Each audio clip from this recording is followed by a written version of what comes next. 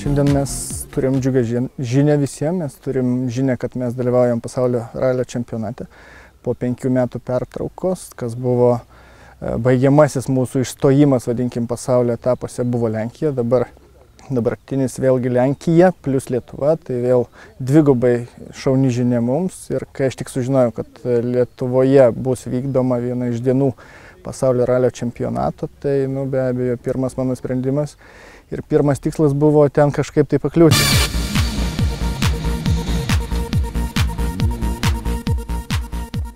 Mes važiuojam kovoti, mes važiuojam pasirodyti savo pasauliui ir Europai, kad, vadinkim, Lietuva gali turėti ir turi ne tik tai gerus krepšininkus.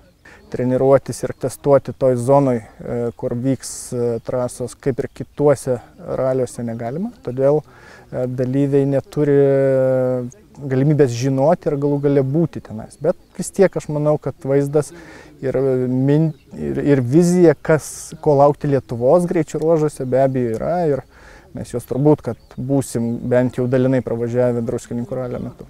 Tai mes dabar turime seną savo Evo 9, puikų automobilį, su kuriuo važiavom ir Lenkijoje praeitais metais, kuris bus mūsų pasiruošimui skirtas ginklas, su kuriuo šiandien bandysim jį patestuoti, pasižiūrėti kaip, kodėl ir atsiminti važiavimo specifiką konkrečiai su šitu Evo 9. Pasibandę šiandien ir pamėginę padangas, kurias teks naudoti pasaulio etapo metu. Tai bus Estijos čempionato ir Latvijos čempionato etapai.